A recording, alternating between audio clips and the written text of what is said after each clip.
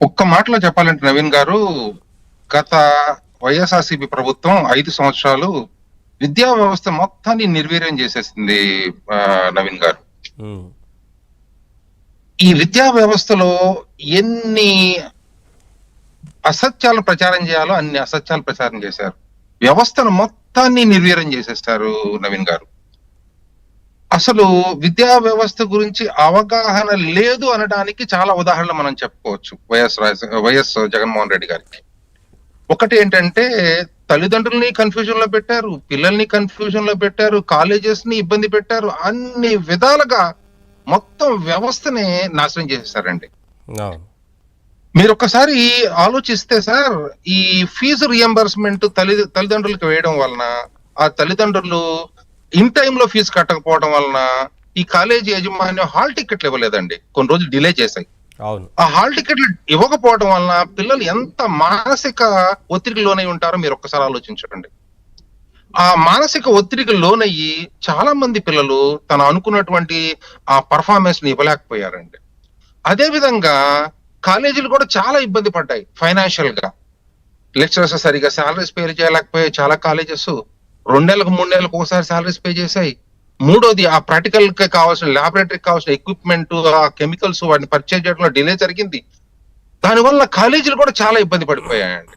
అలాగే ఈ తల్లిదండ్రుల అకౌంట్ లో వేయడం వలన ఆ తల్లిదండ్రులకి ఏదో ఆరోగ్య సమస్యలు రావడమో, లేకపోతే కుటుంబపరంగా ఏదన్నా ఒక ఖర్చు రావడం వలన ఈ డబ్బులు తల్లిదండ్రులు కూడా కొంతమంది వాడుకోవడం జరిగింది. అందరు కాదు, కొంతమంది ఒక 20% 30% పేరెంట్స్ ఏం చేశారంటే చివరిలో కడదాంలే కాలేజీకి అనేటువంటి దృష్టితో కొంత డబ్బులు వాడుకోవడం జరిగింది. ఆ ఆ పరిస్థితుల్లో ఈ జగన్మోహన్ రెడ్డి గారు తల్లిదండ్రులకు నోటీసు జారీ చేయడం జరిగింది. ఏమని, మీరు అర్జెంట్ గా మీరు ఫీజు కట్టండి, కాలేజీలో ఫీజు కట్టండి అని చెప్పి నోటీస్ జారీ చేయడం జరిగింది. పాపం ఈ తల్లిదండ్రులు ఉరుకుల పరుకుల మీద 5 రూపాయల వడ్డీకి 10 రూపాయల వడ్డీకి డబ్బులు తీసుకొచ్చి కాలేజీ ఫీజు కట్టాల్సిన పరిస్థితి.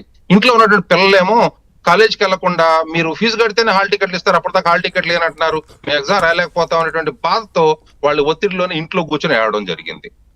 ఇంత ఎంత దారుణం అంటే మొత్తం వ్యవస్థ మొత్తాన్ని నాశనం చేశారు నవీన్ గారు. అవును. ఇప్పుడు దానికి తోడు జగన్మోహన్ రెడ్డి గారికి ఒక మంచి వరం ఉంది. ఆయన కనుక నిజాలు మాట్లాడితే అతని తల 1000 వక్కలు అవుద్దండి. అందుకని పాపం ఎప్పుడు నిజాలు మాట్లాడడం. అసలు పోయిన గత ప్రభుత్వంలోనే మనకి 2800 కోట్లు సుమారుగా అన్ని కాలేజీలకి రియంబర్స్మెంట్ బాకీ ఉంది. ఈ కొత్త గవర్నమెంట్ వచ్చి హార్డ్లీ 5 నెలలు కాలేదు, ఒక సెమిస్టర్ కంప్లీట్ కాలేదు, ఆ 2800 కోట్ల రూపాయల బకాయిలు అదే ఇది పెద్ద కన్ఫ్యూజన్ సార్. అంటే తెలిసన్నారా తెలియకన్నారా?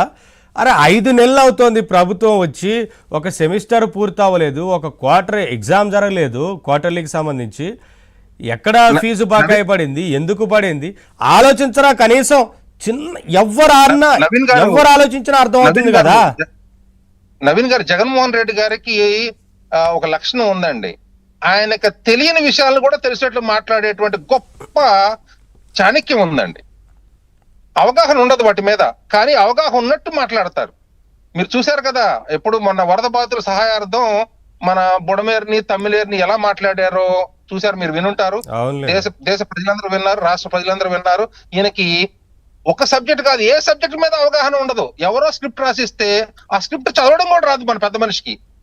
అలాంటి పెద్ద మనిషి ఇలాంటి ట్వీట్లు చేస్తూ ప్రెస్ కాన్ఫరెన్స్లు పెడుతూ ప్రజల ముందు అబాసు పాలవుతున్నారు. అది పాపం తెలుసుకోవట్లేదు. ఆయనకు ఎవరు సలహా ఇస్తున్నారో తెలియదు. మరి ఆయన డైరెక్ట్ గా ప్రెస్ మీట్లు బెటరు, 2-3 గంటలు ప్రిపేర్ అయ్యి రికార్డ్ చేసి ఆ రికార్డింగ్ ని అటాచ్ చేసి ప్రెస్ మీట్లు పెడుతుంటారు, మనకు లైవ్ అని చూపిస్తుంటారు. అయినా కానీ తప్పులు దొరుకుతూనే ఉంటాయి. ఫ్రాంక్లీ స్పీకింగ్ ఏంటంటే అండి, జగన్మోహన్ రెడ్డి గారికి ఏ వ్యవస్థ మీద పట్టు లేదు, అవగాహన లేదు, నేర్చుకోవాలి అనేటువంటి కుతూహలం కూడా లేదు. అది మన ఆంధ్రప్రదేశ్ యొక్క ప్రజల యొక్క దౌర్భాగ్యం అండి. సరే, ఇప్పటికైనా ప్రజలు బుద్ధి చెప్పారు.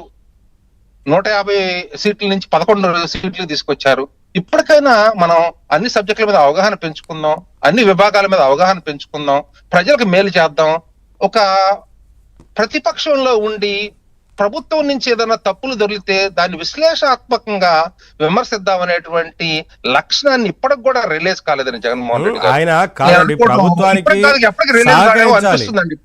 ప్రభుత్వానికి సహకరించాలి, అవసరమైతే సలహాలు ఇవ్వాలి. కానీ ఇక స్టార్ట్ చేసిందే విమర్శలతోని స్టార్ట్ చేస్తే ఆయన అభివృద్ధిని కోరుకుంటున్నారా, వినాశనాన్ని కోరుకుంటున్నారా, దేని కోరుకుంటున్నట్టు? సార్, అభివృద్ధి అనేటువంటి పదానికి అసలు అర్థమే లేదండి జగన్మోహన్ రెడ్డి గారి యొక్క ఆలోచనలో. నిధులు తీసుకురావడం, లేదా ప్రతి సోమవారమో లేదా మంగళవారమో బాండ్స్ ని ఆక్షన్ చేయడం,